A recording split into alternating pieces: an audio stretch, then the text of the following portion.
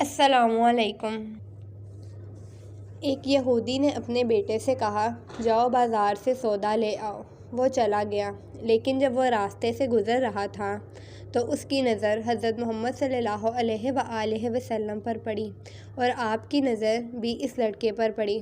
آپ صلی اللہ علیہ وآلہ وسلم کی نظر کا اثر اتنا ہوا کہ وہ لڑکا وہیں بیٹھ گیا اور کافی دیر تک بیٹھا رہا۔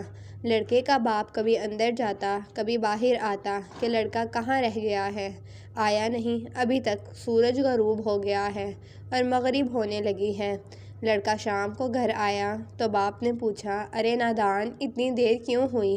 باپ بہت غصے میں تھا کہ بڑا نادان اور پاگل بچہ ہے، میں نے کہا تھا کہ جلدی آنا اور تم نے اتنی دیر لگا دی، تمہیں سودا لینے بھیجا تھا اور تم خالی ہاتھ واپس آ گئے ہو، سودا کہاں ہے؟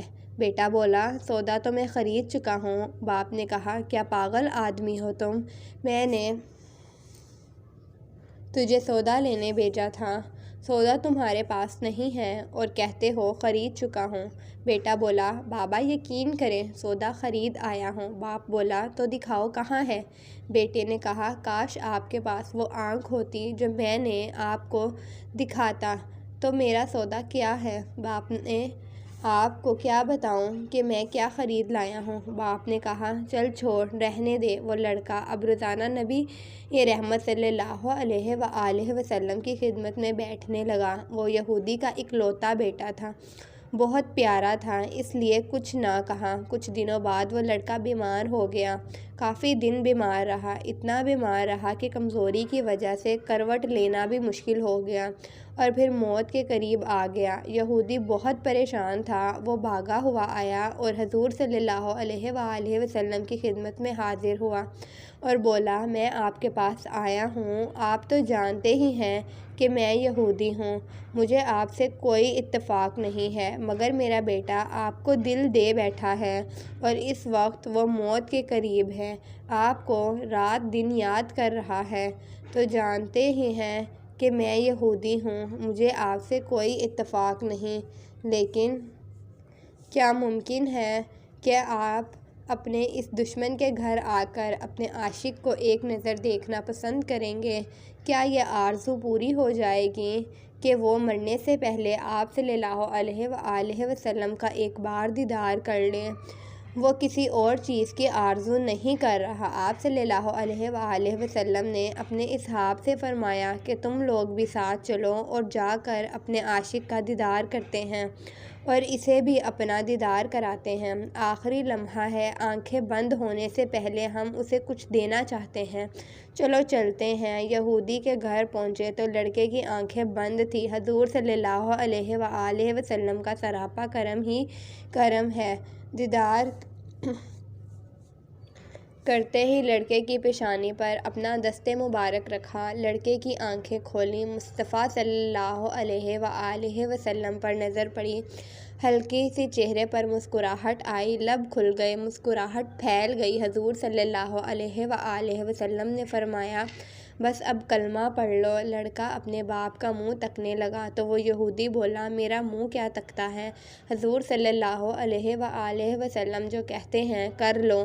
لڑکا بولا، یا رسول اللہ صلی اللہ علیہ وآلہ وسلم، میرے پاس تو کچھ بھی نہیں۔ آپ صلی اللہ علیہ وآلہ وسلم نے فرمایا، بس کلمہ پڑھ لو، میں جانوں اور جنت جانے، تم میرے ہو جاؤ، جنت بھی تو میری ہے، جنت میں لے جانا میرا کام ہے۔ لڑکے نے کلمہ پڑھا، جب اس کے منہ سے نکلا محمد الرسول اللہ، روح پرواز ہو گئی، کلمے کا نور اندر چلا گیا، آنکھیں بند ہو گئیں، لب خاموش ہو گئے۔ لڑکے کا باپ جو کہ یہودی تھا بولا، محمد صلی اللہ علیہ وآلہ وسلم، میں اور آپ دونوں مخالف ہیں، اس لیے یہ لڑکا اب میرا نہیں رہا، اب یہ اسلام کی امانت ہے، اگر کاشان نبوت صلی اللہ علیہ وآلہ وسلم سے اس کا جنازہ اٹھے تب ہی اس کی عزت ہے، لے جائیں اس کو۔ پھر آپ صلی اللہ علیہ وآلہ وسلم نے اپنے اصحاب سے فرمایا، سب مل کر اسے اٹھاؤ اور اس کے جنازے کو کندھا دو۔ آپ صلی اللہ علیہ وآلہ وسلم جب یہودی کے گھر سے نکلے تو یہ فرماتے جا رہے تھے، اس اللہ کا شکر ہے جس نے میرے صدقے اس بندے کو بخش دیا۔ پھر قبر تیار ہوئی، کفن پہنایا گیا۔ حضور اللہ صلی اللہ علیہ وآلہ وسلم قبر کے اندر تشریف لے گئے۔ قبر میں کافی دیر کھڑے رہے اور پھر اپنے ہاتھوں سے عاشق کی میت کو اندر اتارا۔ آپ صلی اللہ علیہ وآلہ وسلم قبر کے اندر پنجوں کے بل چل رہے تھے، مکمل پاؤں مبارک نہیں رکھ رہے تھے۔ کافی دیر کے بعد آپ صلی اللہ علیہ وآلہ وسلم قبر سے باہر آئے تو چہرے پر تھوڑی زردی چھائی تھی، تھکن محسوس ہوئی۔ صحابہ پوچھتے ہیں، یا رسول اللہ صلی اللہ علیہ وآلہ وسلم، یہ کیا ماجرا ہے؟ پہلے تو یہ بتائیے کہ آپ صلی اللہ علیہ وآلہ وسلم نے قبر میں پاؤں مبارک کیوں نہیں رکھا، آپ پنجوں کے بل کیوں چلتے رہے؟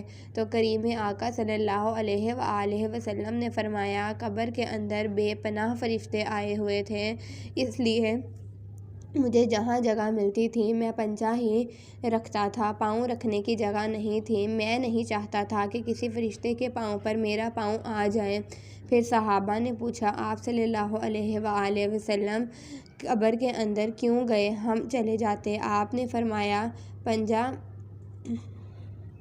کہ میں تیری قبر کو جنت بناؤں گا، تو اب اس قبر کو جنت بنانے قبر کے اندر چلا گیا۔ تو پھر حضور صلی اللہ علیہ وآلہ وسلم اتنے تھکے ہوئے کیوں ہیں؟ فرمایا، تھکا ہوا اس لیے ہوں کہ فرشتے اور حوریں اس عاشق کے دیدار کے لیے آ رہے تھے اور میرے وجود سے لگ لگ کر گزر رہے تھے، ان کی وجہ سے تھک گیا ہوں۔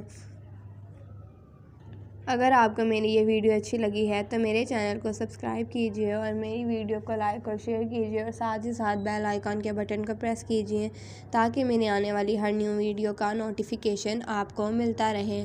اللہ آپ کا حامی و ناصر۔ اللہ حافظ۔